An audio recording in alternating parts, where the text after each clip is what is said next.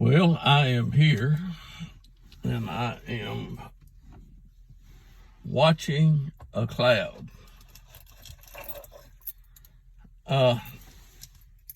Moments ago, as you can see, the cloud in the sky. If I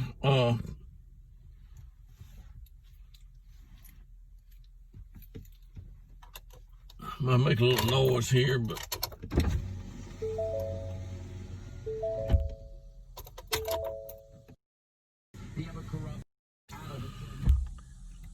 now, as you can see, the cloud that's in front of me, that cloud,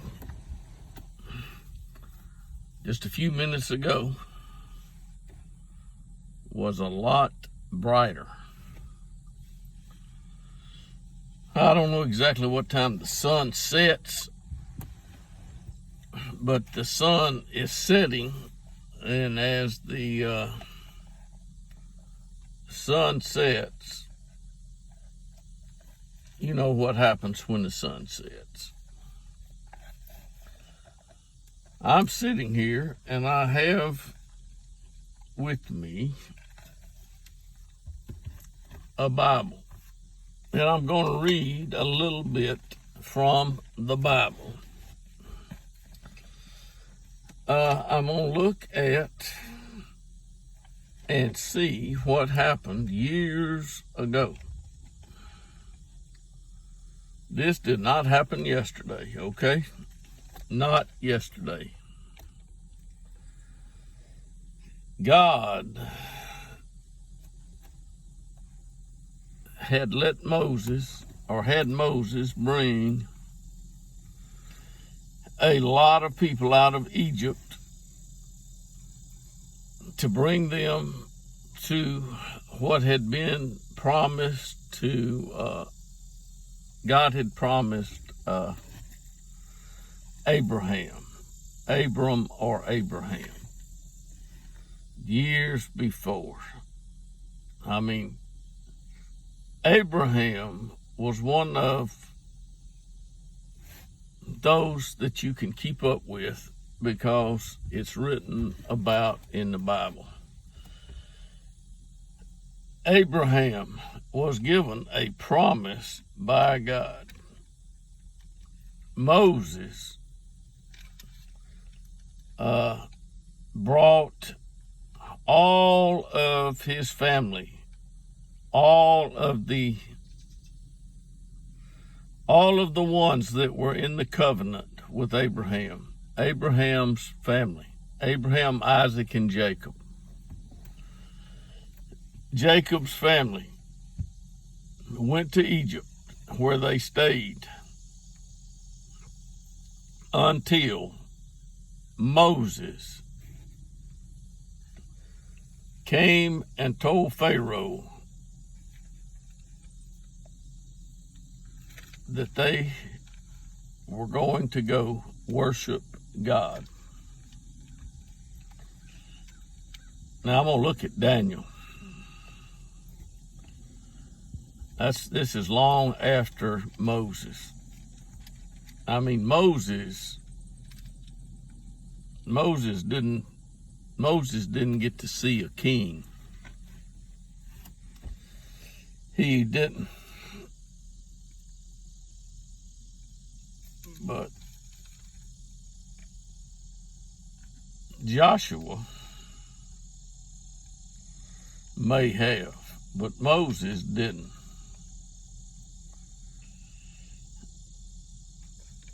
Daniel, the book of Daniel.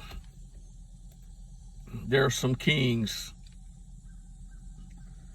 in the 3rd year of the reign of the king of Judah. Nebuchadnezzar, king of Babylon, came to Jerusalem and besieged it. Now, do you know what besieged means? It means that he took control of it. That's what I'm going to say it means, okay? And the Lord gave Jehoiakim, king of Judah, into his hand, along with some of the vessels of the house of God. And he brought them to the land of Shinar, to the house of his God, and or gods. And he brought the vessels into the treasury of his gods or God. That's what he did. And the king ordered a man, the chief of his officials, to bring in some of the sons of Israel, including some of the royal family and nobles. So see, there were royal families back then. The king's family was royal. And as you can see, the cloud does not look like it did, and it won't look like it did. That cloud is not going to look like it did. And he wanted youths in whom was no defect, who were good looking, showing intelligence. They could understand things and discerning knowledge, and who had ability. And they had to learn the language of the Chaldeans. So here we go. These people don't know the language. The king has taken over their Chaldeans, and now these people are going to, because the Lord here is not Jesus. You understand? The Lord is not Jesus. And it says that the Lord gave whoever he was, king of Judah, into the hand of Nebuchadnezzar. The Lord did it. Don't forget this, people. If you hear this, don't forget this, please. But anyway, the boys, they only found four out of the whole bunch. And they brought them in. It was Daniel, Hananiah, Mishael, and Azariah. Those were the boys. They were not Chaldeans. And the commander of the officials assigned new names to them. New names. As you could see, the cloud, it changes colors. It does things. It's not moving fast, and I don't see any lightning in that cloud. Does that mean there won't be lightning in that cloud before it's over? No, that's not what that means. But the names of these boys were Daniel,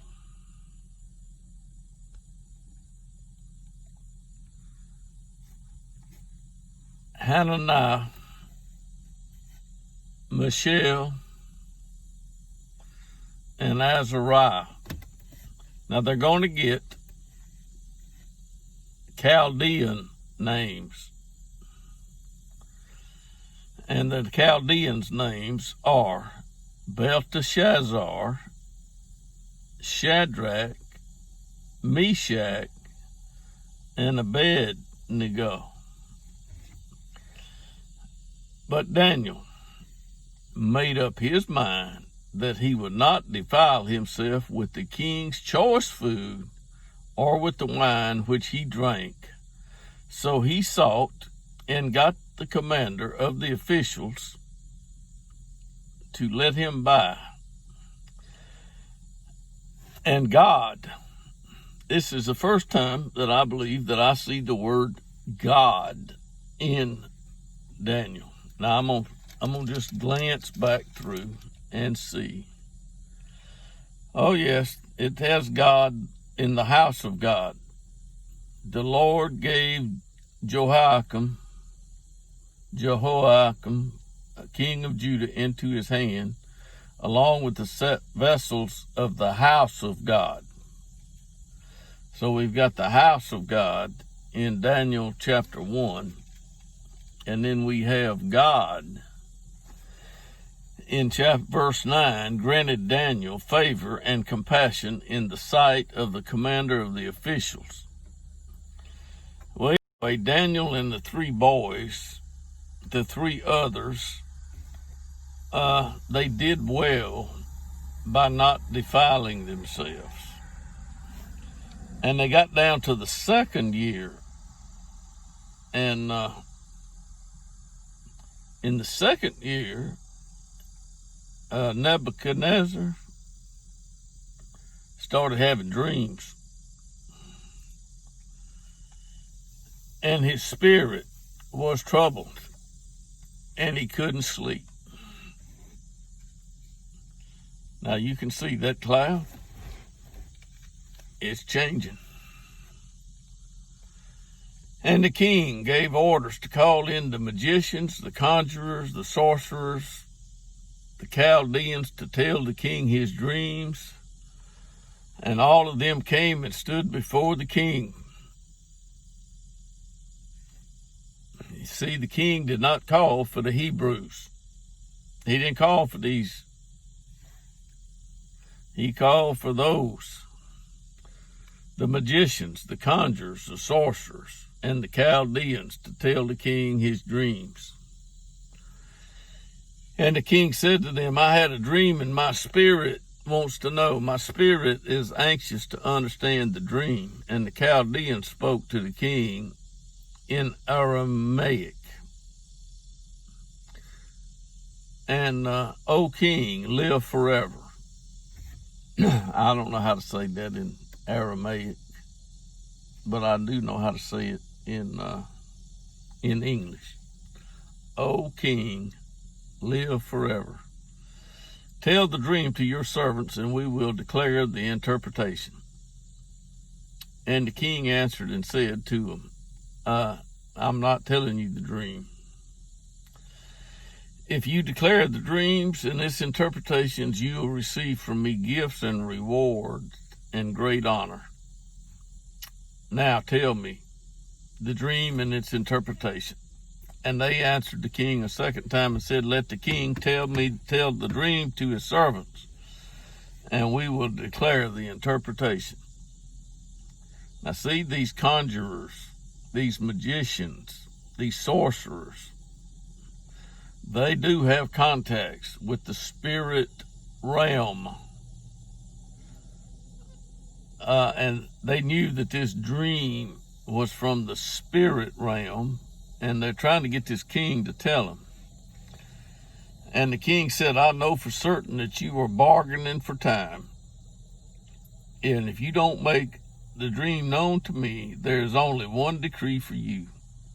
For you have agreed together to speak lying and corrupt words before me until the situation is changed. Therefore, tell me the dream, that I may know that you can declare to me its interpretation. Folks, this is not off the wall, hard to understand reading. And the Chaldeans answered the king and said, there is not a man on earth who could declare the matter to the king, insomuch as no great king or ruler has ever asked anything like this of any magician, conjurer, or Chaldean. I really don't know how to pronounce it, but I can read it. And moreover, the thing which the king demands is difficult, and there is no one else who could declare it to the king except God's, whose dwelling place is not with mortal flesh. Do you understand For a while, the gods were with mortal flesh on the earth. But all of this changed when Noah got in the boat, or the ark. Before that, the gods were with those of flesh, mortal, or those of flesh. But because of this, the king became indignant and very furious, and he gave orders to destroy all the wise men of Babylon. So the decree went forth that the wise men should be slain, and they looked for Daniel and his friends to kill them. Now, these are not even of that group, but they're looking for them to kill them. Do you understand? Now, you have watched those clouds in the sky change while I've been reading this.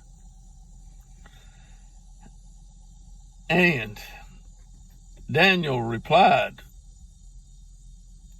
with discretion, and discernment to the captain of the king's bodyguard, who had gone forth to slay the wise men of Babylon. And he said to him, the king's commander, for what reason is the decree from the king so urgent? And the man informed Daniel about the matter. So see, Daniel nor the other three knew anything about it.